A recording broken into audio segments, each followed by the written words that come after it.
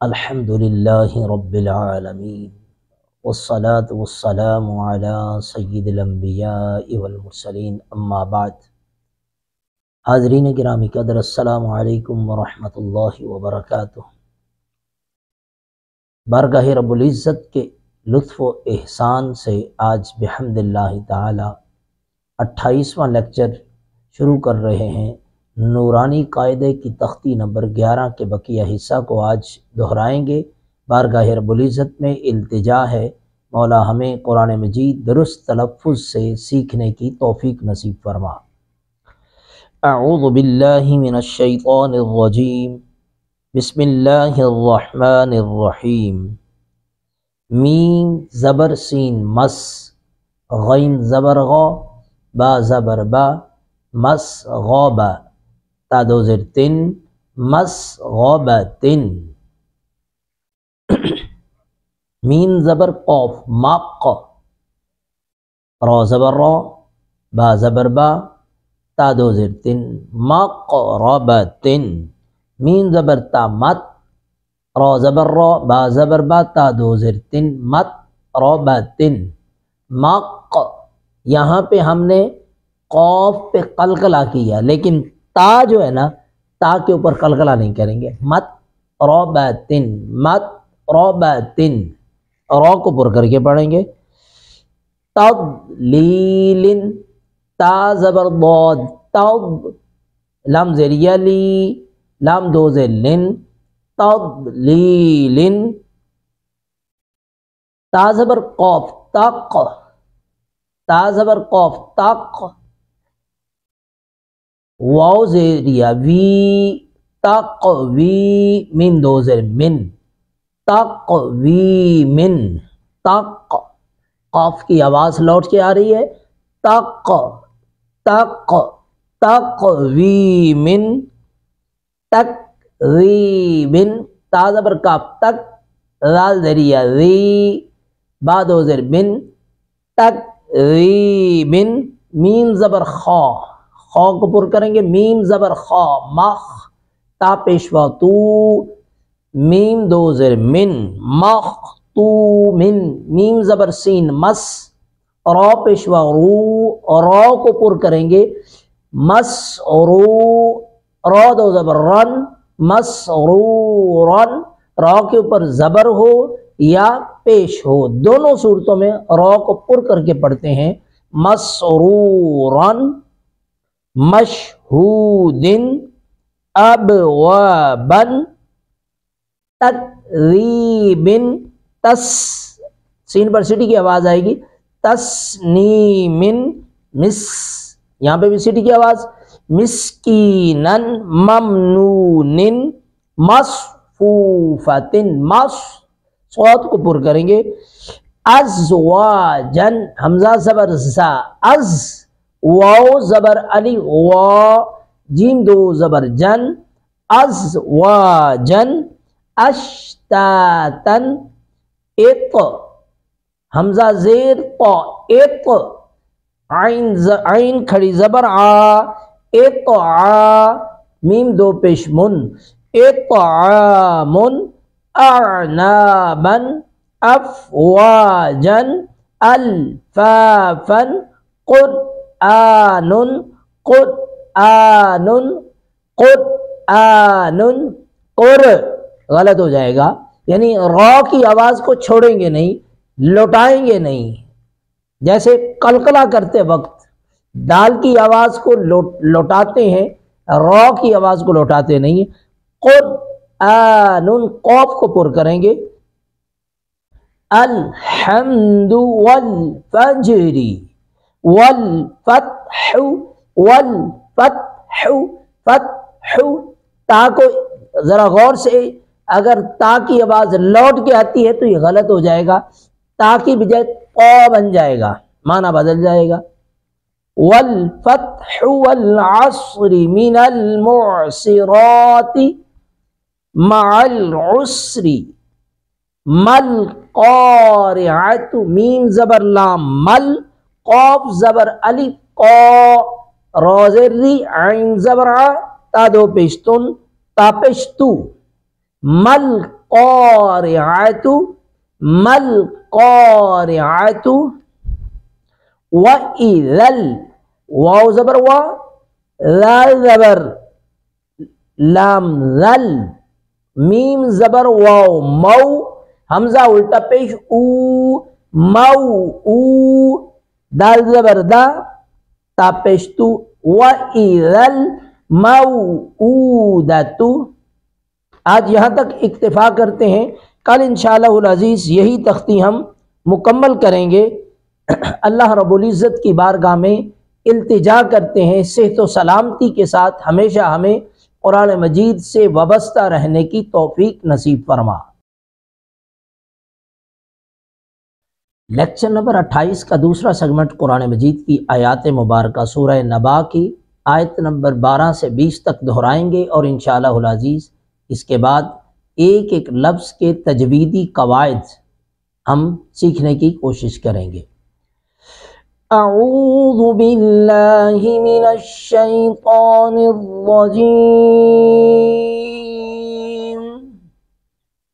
بسم اللہ الرحمن الرحیم۔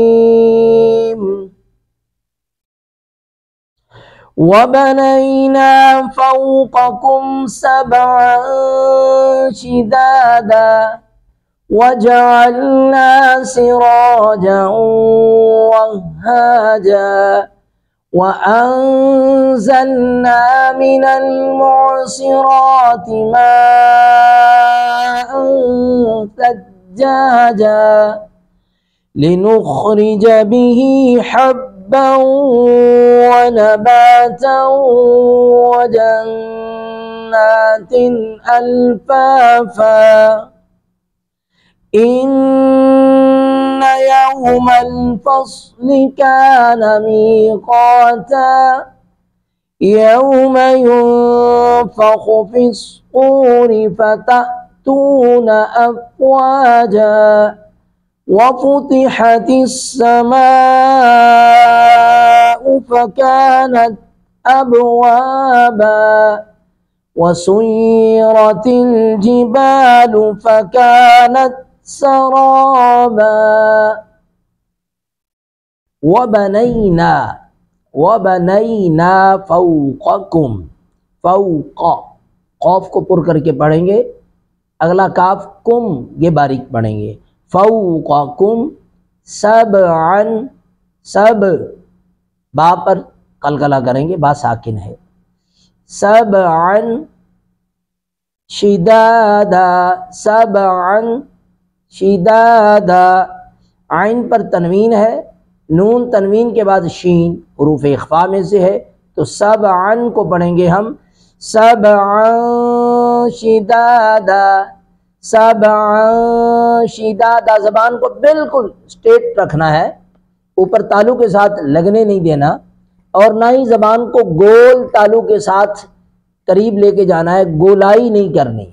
سبعا اوپر کی طرف اگر زبان کو لے کے جائیں گے تو یہ گول ہو جائے گا، سبعا غلط ہو جائے گا، نہیں، سبعا سبعا شدادا، زبان کو اگر نیچے رکھیں گے تو گول نہیں ہوگی، سبعا شدادا وَجَعَلْنَا سِرَاجًا، جیم پر تنوین، نون تنوین کے بعد واو، ادغام باگو نہ کریں گے، سِرَاجًا وَهَّاجًا وَأَنزَلْنَا، ان ساکن کے بعد زا یہاں پہ اخفاء کریں گے، انزلنا، یہ اخفاء ایک مرتبہ، نون تنوین نون ساکن، اگر دہرانے کی پریکٹس آپ کر لیں گے تو کوئی سبق ایسا نہیں قرآن مجید میں 2-3 لائنیں پڑھیں اور اس میں یہ نون تنوین نون ساکن کے قواعد نہ آئیں۔ 4 قاعدے ہیں نون تنوین نون ساکن کے، 4 قاعدے ہیں، اظہار، ادغام، اقلاب، اخفاء، 6 اظہار کے، 6 ادغام کے، 1 اقلاب کا، اور 15 حروف یہ اخفاء کے ہیں۔ یہ ٹوٹل 28 حروف بنتے ہیں، گنتی میں 29 بنتے ہیں، یہ 29واں حرف جو ہے وہ چونکہ الف اور حمزہ کو نون ساکن نون قواعد میں صرف ایک ہی بولتے ہیں، اس لیے یہ اس لحاظ سے قواعد کے لحاظ سے 28 حروف بنتے ہیں۔ اس کے علاوہ قلقلہ کے 5 حروف ہیں، یہ 5 حروف قاف، طا، با، جیم، دال، اس کو اکٹھا یاد کرنا ہو تو قطب جدن، قطب جدن، قطب جد، قطب جد، دونوں طرح اس لفظ کو یعنی لفظ کو یاد کر کے یہ 5 حروف یاد کیا جا سکتے ہیں۔ اسی طرح حروف ادغام ہیں، ان کو ایک لفظ یاد کر لیں یرملون، تو یہ 6 کے 6 حروف یاد ہو جاتے ہیں۔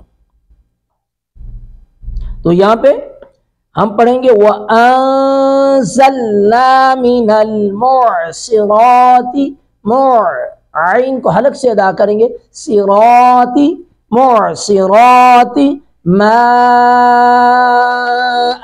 میم پر مد متصل ہے، بعد میں حمزہ ہے، اسی ماء ایک ہی لفظ کے اندر حروف مدہ کے بعد متصلا، متصلا کا مطلب ہے فوراً، یعنی درمیان میں کسی اور حرف کا فاصلہ نہیں ہے، وہ ایک ہی لفظ کے اندر حروف مدہ بھی ہے، اس کے متصلا یعنی فوراً بعد حمزہ آ رہا ہے، اس لیے اس کو مد متصل بولتے ہیں، متصل جڑی ہوئی یعنی حرف سے دوسرا حرف جڑا ہوا۔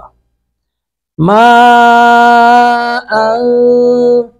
حجاجا، حجاجا، ہا کو بغیر سیٹی کے ادا کریں گے، لنخرج به حبا، یہاں پہ حبا، یہاں پہ ادغام باگو نہ کریں گے، حبا ونباتا، حبا ونباتا وجنات، یہاں پہ نباتن، یہاں پہ بھی ادغام باگنا کی، وقف آ جائے تو ادغام باگنا بھی کر سکتے ہیں، یعنی تسلسل کے ساتھ پڑھ سکتے ہیں۔ اگر وقف کرنا چاہتے ہیں، وقف کر کے اگلا لفظ بعد میں الحمدللہ رب العالمین، آپ سننے والے اس پر یرحمک اللہ بولیں گے۔ اگر مرد ہے جس کو چھینک آئی تو وہ یرحمک اللہ بولے گا اس کو، اگر عورت ہے تو آپ یرحمک اللہ بولیں گے۔ جس کو چھینک آئی تھی الحمدللہ پڑھا تھا وہ دوبارہ آپ کو دعا دے گا، یغفر اللہ لکم ولنا۔ دعا کتنی محبت بری ہے، آقا علیہ الصلوۃ والسلام کا فرمان کہ پہلے یغفر اللہ لکم، پہلے آپ کے لیے دعا بعد میں اپنے لیے، یغفر اللہ لکم، اللہ تعالیٰ تمہیں معاف کرے، تمہاری بخشش کرے، ولنا، اور ہماری بخشش بھی کرے۔ وجنات، یہاں پہ اظہار ہے، تن نون تنوین کے بعد حمزہ ہے، الفافا، ان نون مشدد پہ غنہ کریں گے، یوم الفصل کان میقاتا، یوم ینفخ، یوں پر اخفا کریں گے، فی الصور فتأتون افواجا، تأتون ابھی نورانی قاعدہ میں بھی ہم چند سبق پہلے پڑھ کے گئے ہیں، تأتون، تا زبر حمزہ تا، یہاں پہ جھٹکا لگائیں گے، تأتون افواجا وفتحت السماء فکانت ابوابا، ماں پر مد متصل ہے، 3 الف کھینچیں گے، ابوابا، وسیرت الجبال فکانت سرابا، سرا، سین پر سیٹی کی آواز آئے گی، سرابا، را کو پر کر کے پڑھیں گے۔ آئیے تیسرے سیگمنٹ کی طرف، لیکچر نمبر 28 کا تیسرا سیگمنٹ حدیث مبارکہ۔ آج کی حدیث مبارکہ ہے، قال النبی صلی اللہ علیہ وآلہ وسلم اذا لم تستحی فاصنع ما شئت، او کما قال رسول اللہ صلی اللہ علیہ وآلہ وسلم۔ آقا دو جہاں تاجدار کائنات صلی اللہ علیہ وسلم نے ارشاد فرمایا کہ جب تم میں سے حیا نہ رہے، تمہارے اندر حیا چلی جائے، فاصنع ما شئت، ایک روایت میں افعل ما شئت فرمایا کہ جب تم میں حیا نہ رہے تو پھر جو جی چاہے کر، یعنی حیا ایسی چیز ہے کہ جو اللہ کے رسول صلی اللہ علیہ وسلم کے فرمان کا حیا، اللہ کے فرمان کا حیا انسان کو خوف، انسان کو ڈر، انسان کو خشیت، مرد مومن کو یہ سب کچھ اس وقت نصیب ہوتا ہے جب اس کے اندر حیا ہوتی ہے۔ تو حیا کا پہلو آقا دو جہاں صلی اللہ علیہ وسلم نے ایک فرمان میں ارشاد فرمایا، الحیاء من الایمان، فرمایا ایمان کا مرکزی جز ہے، ایمان کا مرکزی جز ہے۔ یہ مرکزی جز ایمان میں سے ہے، یعنی ایمان ایک اور مقام پہ ارشاد فرمایا، الا لا ایمان لمن لا حیاء له، فرمایا کہ جس کے اندر، خبردار، الا لا ایمان، اس کا کوئی ایمان نہیں ہے، لمن لا حیاء له، جس کے لیے حیا نہیں ہے، جس کو حیا نہیں ہے۔ تو شرم و حیا صرف اور صرف انسان کے لباس میں نہیں، اس کی گفتگو میں، اس کے رویوں میں، اس کے لائف سٹائل میں، انسان کے روزمرہ کے معاملات میں، ہر شے میں حیا کا عمل دخل ہے۔ کیوں؟ اس لیے کہ ایمان کا حصہ ہے۔ جس میں حیا نہیں اس کا ایمان ہی نہیں۔ جب ایمان نہ رہے تو پھر بچتا کیا ہے؟ اس کا مطلب یہ ہے کہ نماز اسی وقت بے حیائی سے روکتی ہے، نماز اسی وقت انسان کو برائی سے روکتی ہے جب حیا ہو، جب ایمان ہو۔ تو ایمان ہی نہیں، نماز فائدہ کیا دے گی؟ حج کے فوائد، عمرہ کے فوائد، طواف کے فوائد انسان کو کب نصیب ہوتے ہیں؟ جب اندر ایمان کا چراغ روشن ہوتا ہے۔ تو ہم یہ کبھی سوچتے نہیں ہیں کہ اللہ کے محبوب صلی اللہ علیہ وسلم نے یہ جو ارشاد فرمایا کہ اس کا کوئی ایمان نہیں ہے، جس کی حیا نہیں ہے، جس کے اندر حیا نہیں ہے، تو ہمیں چاہیے کہ ہم اپنی گفتگو میں، اپنے روزمرہ کے معاملات میں، اپنی زندگی کے رہن سہن کے طریقوں میں، اپنے لباس میں، اپنے دنیا اور معاملات دنیا میں، ہر لحاظ سے اپنے ایمان کی سلامتی مانگیں، اور حیا کے لیے اللہ اور اس کے رسول صلی اللہ علیہ وآلہ وسلم نے جو کچھ حکم دیا۔ حیا کا ایک معنی یہ بھی ہے ہچکچاہٹ، رک جانا، اپنے آپ کو روک لینا۔ کس شے کے سے روک لینا؟ فرمایا ما آتاکم الرسول فخذوہ وما نہاکم عنہ فانتہوا، فرمایا کہ میرے رسول صلی اللہ علیہ وسلم تمہیں تمہارے رسول جو کچھ عطا کر دیں پکڑ لو، اور جس سے منع کر دیں رک جاؤ۔ تو حضور کے منع کردہ معاملات سے، افعال سے رک جانا، اپنے آپ کو روک لینا، یہ بھی ایک حیا کا معنی ہے۔ تو آقا علیہ الصلوۃ والسلام کی خاطر نہ روکنا اپنے آپ کو، یہ سمجھ لو کہ کسی کو اللہ کے رسول صلی اللہ علیہ وسلم کا حیا نہیں ہے۔ اللہ کرے اللہ رب العزت ہمیں حیا کی دولت عطا فرمائے، اور آقا دو جہاں صلی اللہ علیہ وسلم کی سنت و سیرت سے پیار عطا فرمائے۔ لیکچر نمبر 28 کا چوتھا سیگمنٹ سوال و جواب کا ہے۔ آج کے سوال، بہت سارے سوال آئے ہیں، ان میں سے ہم ایک سوال کو لے رہے ہیں، باقی انشاءاللہ العزیز آئندہ دنوں میں ان کو انٹرٹین کریں گے۔ آج کا سوال ہے، کیا قسطوں کا کاروبار کرنا جائز ہے؟ ایک شخص 10 روپے کی چیز جو ہے وہ یا 20 کی بیچتا ہے، یا 15 روپے کی بیچتا ہے، یا 100 کی چیز 150 کی بیچ رہا ہے، تو کیا یہ اوپر جو زائد پیسے لیے جا رہے ہیں یہ ناجائز نہیں ہے؟ یہ سود نہیں ہے؟ بالکل سود نہیں ہے۔ یہ وہ لوگ اس کو سود کہتے ہیں جو بیچارے سود کی تعریف سے واقف نہیں ہیں۔ سود بغیر کسی جنس کے پیسے کے بدل میں کچھ وقت کے بعد پیسہ وصول کرنا۔